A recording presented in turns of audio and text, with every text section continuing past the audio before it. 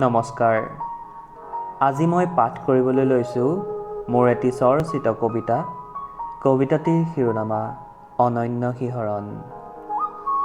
সোণাৰুৰ হালধীয়া ফুলখিনিৰ দৰে ফুলিছা হৃদয়ৰ কাননত, ৰামধেনুৰ সাতোৰঙি ৰহণ সানিবলৈ। তোমাৰ মিঠাখিনিয়ে যেতিয়া আৱৰি ধৰে, প্ৰস্তুত হৈও নিজকে হয়তো অপ্ৰস্তুত হোৱা যেন লাগে।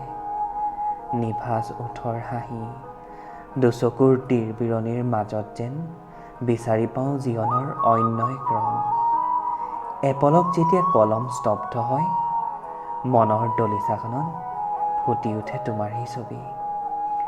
বিচাৰি মোক যেতিয়া হাবাথুৰি খোৱা, অভিমান ভৰা শব্দই যেতিয়া আক্ৰমণ কৰা, সঁচাই ভাল লাগে জানা।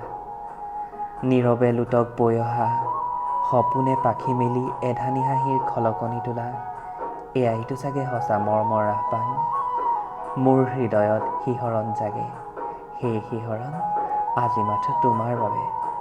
ধন্যবাদ।